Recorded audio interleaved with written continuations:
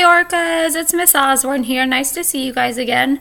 I wanted to let you guys know what's been going on with me. I know it's been a couple months. Didn't want to worry you guys, but I think it's finally time to tell you guys what's going on. So back in October, I was hanging out with the Zags and Pod Time, and then all of a sudden I kept getting all these phone calls from my doctor. Now I've been having headaches, I had some blurred vision, I had some weird hearing stuff going on, so I knew something was going on, but I was kept being told that it was tension headaches. And I was like, oh, okay, so my neck's really tight, I'm getting headaches, no big deal. Well, I had an MRI the weekend before, and it turns out that I had a brain tumor about the size of this little orange, right over here on the left. What was going on with my brain tumor is that it was moving my brain stem, which kind of controls everything in your brain. It was shifting it over to the left quite a bit, and it was end up giving me hydrocephalus, which is basically the uncontrolled fluids in your brain. If they're not going the right way, then it's called like hydrocephalus. So what they did that morning is they told me that I had to go in for emergency brain surgery. I really only had time to talk to a few of your teachers. I was pretty freaked out, honestly. I had no idea what was going on. I show up Monday morning, everything's fine, and then all of a sudden I have to get brain surgery. So I go talk to the doctor. He shows me the scans of the MRI and shows me the tumor, and again shows me this big old tumor about the size of this orange that's just lodged over here in the brain. And they checked me to the hospital that day. The next morning, they take out about 70% of the tumor, all the easy stuff, which was really what they call really vascular. It was really bloody, is basically what it was. It was pretty big. It was feeding out the blood. It was growing pretty fast at that point. So they took out 70% of it. Then and I felt fine afterwards. Actually, Miss Bulo, she came to see me, and I was planning lessons for you guys. I was totally going to come back. I was ready. Then the next week, they had to take out the rest of it. When they took out the rest of it, a couple things happened. One, my facial nerve, that you can kind of see that this side of my face doesn't really work. Well, the reason why is wrapped around the nerve, so it was really stretched out. And nerves take forever, apparently, to grow back. So it should come back, it's just not there yet.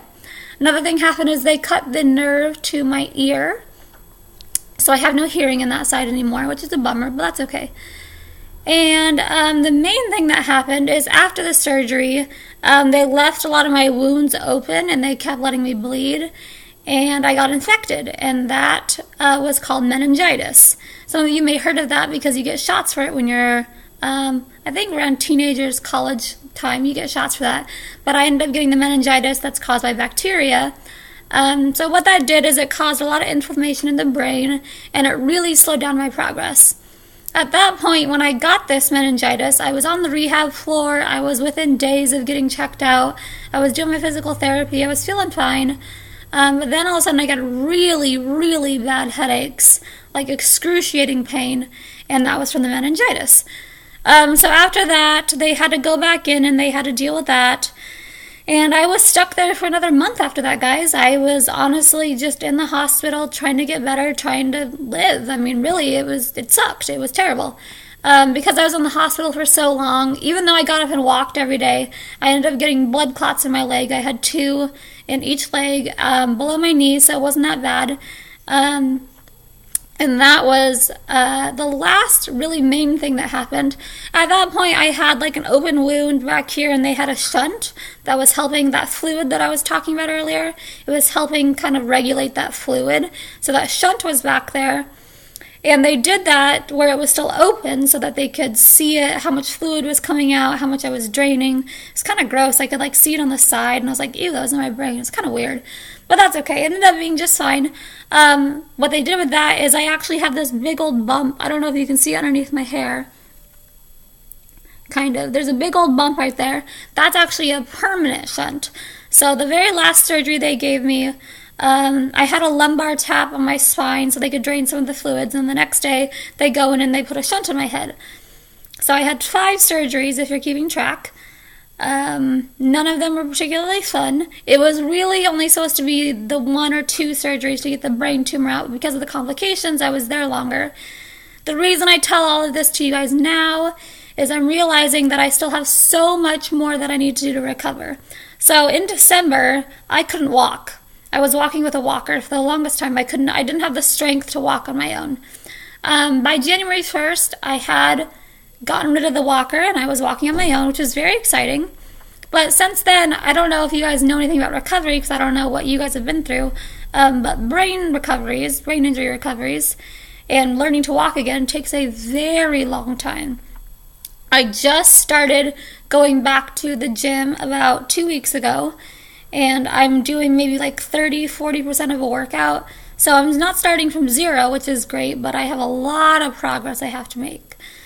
So the reason I tell this to you guys right now is, one, I didn't want you guys to worry early on, but I wanted to be completely honest with you guys. Yes, I was hanging out with my family. I moved home. I live in Kennewick now, which is the eastern side of Washington, and I've been living with my parents since this whole thing happened. I was in the hospital for about 6 weeks, and I had lots and lots and lots of visitors, lots of love. Everyone was really great, but it was the worst time of my life. It honestly was terrible. I didn't really realize how long it was going to take me to get better, and it sucked. It honestly sucked, you guys, and I know you guys have been through your fair share of circumstances that sucked, and I just wanted to share this with you guys, that this is my story, and this is how I'm coming back from it. As well, you know, this is a really difficult decision for me to make. I need to focus on my recovery, so I will not be returning this year. I hate to leave things the way that I did. I hope I can see you guys again at some point. But I need to be home focusing on my recovery. It is very, very important that in a brain injury, the first 6 months are like the most crucial time of your life. I can come back from this 100%, but I need to focus on that. I can't be stressed out about work. I can't be working 70-hour weeks. I have to be home, and I have to be focused on my recovery. I have to see my physical therapist. I have to see my occupational therapist. I have to do these things. I have to see my doctor. I have to be here. Unfortunately, it's one of the hardest decisions I've ever had to make. I love you guys. I wish you guys all the best. I hope I get to see you at the end of the year. But I just wanted to share this with you in case you guys are struggling through something. I just know that you don't have to give up. Reach out to people that love you, that support you, your teachers, your parents, your friends. Get the help that you need, because honestly, anything is possible if you guys just believe. I didn't know if I was going to be able to walk again. I'm going to the gym now. It's progress, okay? Baby steps. Please, please, please feel free to email me if you have any questions about this at all. I am here. I am honestly home working on my recovery, so I have plenty of time to answer your emails. If you need my email again, please ask one of your teachers. I really wish you guys all the best. Go Orcas. I miss you all. Goodbye.